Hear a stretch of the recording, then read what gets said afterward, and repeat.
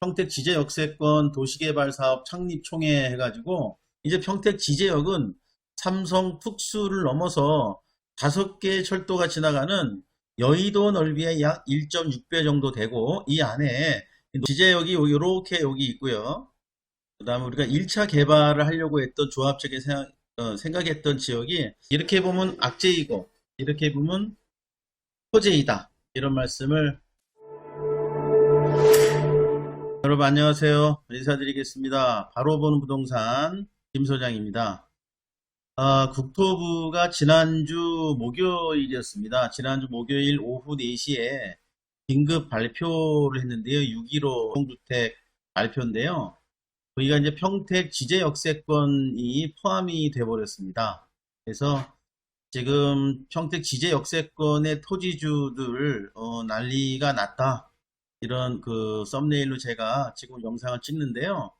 실질적으로 저 같은 경우에도 보시면 지금 이렇게, 자, 여기 보시면 작년도 가을에 평택 지제역세권 도시개발사업 창립총회 해가지고 책자가 보이시는데, 이미 지제역세권 개발은 민자 유치로 해서 환지개발 방식으로 조합이 결성이 돼 있고, 이 책자가 있는 것은 저도 중개사지만은 일종의 이제 그 토지주이기도 합니다. 그래서 조합 창립 총회에도 다녀오고 했었는데요. 수용이 아닌 환지 방식으로 잘 개발이 될 거다 신뢰를 하고 믿고 있었고, 그로 인해서 수익도 좀 생길 수 있겠구나, 이런 생각을 갖고 있던 차에 긴급으로 국토부에서 이러한 공공개발 방식의 지제역세권 개발 발표가 나서, 사실 뜬금없이 소문은 좀 있었습니다만 뜬금없이 이렇게 발표가 긴급으로 나면서 우리 조합 측이나 추진이 쪽 토지주들의 현장 상황, 이런 부분들부터 해서 국토부의 보도 자료, 이런 것들을 한번 짧게나마 상세하게 한번 꼼꼼히 리뷰를 해보려고 합니다.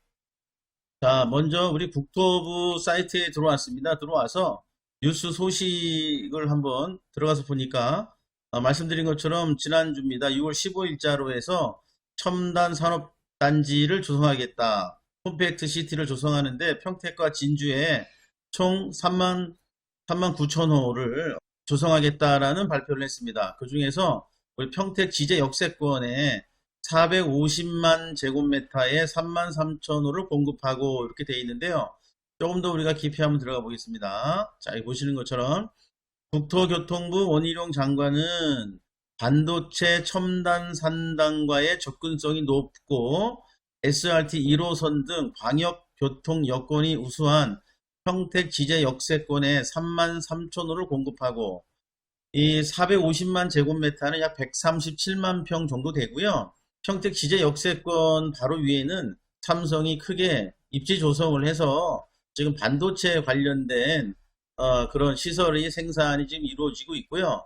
그런 삼성을 위해서 그 위쪽으로 고덕신도시가 자리를 잡았는데, 이 453만 제곱미터 약 137만 평에 3만 3천 호라고 하면 이 고덕신도시의 절반 정도의 크기에 해당됩니다. 그래서 대형은 아니지만 미니도 아닌 중형 정도 되는 신도시가 개발이 된다, 이렇게 발표가 났고요. 자, 여기 보시면은 조금 더 내려가 보면 이번 신규 공공택지 중에 평택 지제는 평택, 화성, 용인 등으로 이어지는 반도체 메가 클러스터 배후 주거 단지로서의 입지를 선정했다라고 되어 있고요. 공공택지 개발로 GTS 연장 수요 확보해서 평택 지제역은 지금 SRT가 다니고 있고, 그 다음에 1호선 전철이 연결되어 있죠.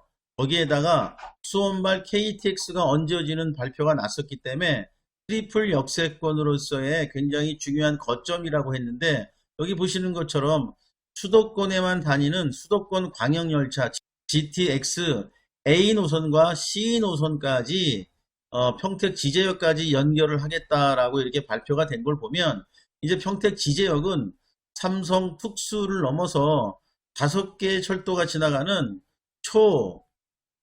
메가드급 그런 전철역으로서의 성장이 불가피하다. 그래서 굉장히 큰 역세권 도시 개발이 이루어질 수밖에 없다. 이렇게 볼 수가 있는 곳이죠.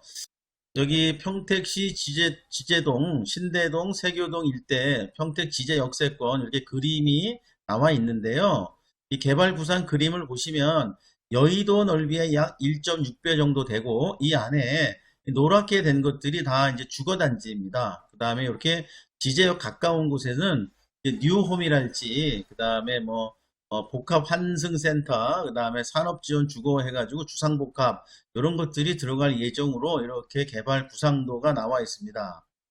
자, 평택 지제 역세권은 고덕 일반 산업단지와 또 오른쪽으로 평택 브레인시티 등 첨단 반도체 산단이 입지를 해서 청년층과 핵심 인재들이 급격히 늘어나는 지역으로 지금 평택시 인구는 지금 뭐 2013년도 10년 전에 44만 명에서 지금 58만 명까지 늘어났습니다. 그래서 우리가 도시 인구가 100만 명이 넘어가면 이제 특례시로 인정을 받는데요.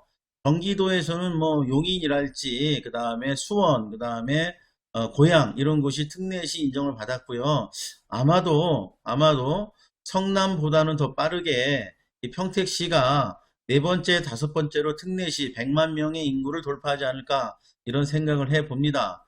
경기도 남부의 최대 규모의 평택시 남부 거점 도시가 될 것으로 저희가 보아지는데요. 여기 자족형 콤팩트 시티라고 해서 자족형이라고 하면 회사가 있어서 산업이 있어서 먹거리가 제공이 되고 그 다음에 교통 이런 것은 당연히 입지가 이제 좋을 때 들어가는 것이고 거기에 주거까지 신도시까지 들어오는 그런 먹거리가 그 도시 안에서 다 해결이 된다 해서 자족형 컴팩트 시티 조성이라고 얘기를 하는 겁니다. 내부 정보를 통해서 LH 직원들이 지분으로 개발자 안의 땅을 사들이고 이런 사건이 있었는데 이미 공직자 전수 조사를 통해서 일단은 그 발표된 두 지역 안에는 토지 소유자가 없는 것으로 확인이 되었다라고 이렇게 명시가 되어 있네요. 자, 그러고 나서 이제 바로 토지거래 허가구역으로 묶였고 그 다음에 앞으로 투기 합동 점검반 이런 것들도 운영이 된다고 하니까요. 이것만 보더라도 여러분들이 봤을 때 지제 역세권 호재인 건 확실합니다.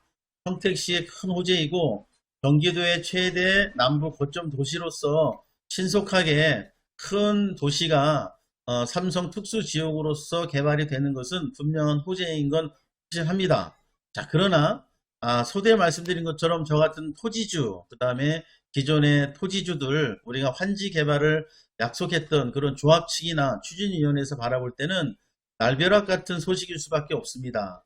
일요일날 그래서 긴급 미팅도 가졌고요. 그래서 이제 반대 의견, 그 다음에 우리가 환지 개발을 하기 위한 약속들이 지금 진행이 되고 있었기 때문에 그런 부분들을 국토부에도 좀 의견을 전달하고 이런 모임 추진이 지금 비대위가 구성이 됐습니다. 자, 그 지제역 조합 네이버에서 쳐봤더니 지제역세권 도시개발조합 이렇게 나오죠. 그래서 네이버 지도에 들어가 보면 이렇게 지제역세권 도시개발사업조합이 이미 사무실도 만들어져 있고요. 이 도시개발사업조합이 이제 지제역세권 지금 137만 평의 공공개발을 국토부가 내놓았는데 우리 조합 측에서는 1차 개발로 약 30만 평 정도만 한지로 먼저 개발하기로 추진 중에 있었습니다. 자, 우리가 이제 지제역이 이렇게 여기 있고요. 그 다음에 우리가 1차 개발을 하려고 했던 조합 측에 생각했던 지역이 한 요 정도 됩니다. 그래서 요 정도가 우리가 지제 역세권 개발을 1차적으로 하겠다라는 것이 저희들의 생각이었고 구상이었는데 자, 이번에 이제 국토부가 내놓은 것은 이만큼입니다. 자, 이만큼 해가지고 여기 이제 삼성 협력 산단이 이렇게 이미 고시가 있었고요. 요 안에 있는 토지를 개발하겠다. 그래서 이게 137만 평 정도 이제 발표가 났는데, 자, 저희가 예상했던 이 정도의 크기보다는 훨씬 큰 대형 규모이긴 합니다. 지금 이쪽에 아마 이렇게 보시면 우리가 여기 토지 한번 여기 보시면 시세를 보시면 지제 역세권 범위 안에 들어가는 땅들은 지금 어느 정도 시세인지 간단하게 한번 보시겠습니다. 자, 역세권 범위 안에 정확하게 들어가는 것들 22억 투자했을 때 870만원 10억 투자해서 640만원 뭐 여러 개가 있습니다. 8억 투자해서 600만원 이렇게 아래 있는 거 이런 것도 보시면 12억을 투자해서 700만 원 뭐 이렇습니다. 그래서 지금 지제 역세권 안에 이 토지들이 벌써 뭐 수백만 원, 최소 500만 원, 600만 원, 700만 원, 800만 원까지 되어 있기 때문에 공공 개발을 하면서 이것이 이제 수용의 보상이나 이런 것들이 굉장히 난항을 겪을 것으로 보아지고 있습니다. 썸네일에서 보셨던 것처럼 토지주들에게는 악재이고 또 평택시나 경기도의 어떤 개발로 놓고 보면 큰 호재일 수 있다. 이런 말씀을 드렸습니다. 토지주 입장에서는 수용 개발이 되면 그만큼 이익이 많이 줄어들기 때문에 한지 개발을 했을 때 좀 이익이 더 생길 수가 있는 법이죠. 토지주들이 소유하고 있는 평수에 따라서 적게는 수천만 원, 많게는 수억 원 이상의 이익이 감해질 것으로 판단이 되고 있습니다. 이렇게 보면 악재이고 또 이렇게 보면 호재이다. 이런 말씀을 끝으로 드리겠습니다. 또 현장 상황이 돌아가는 부분이 있으면 또 발빠르게 전달해 드리도록 하겠습니다. 다음에 또 뵙겠습니다. 감사합니다.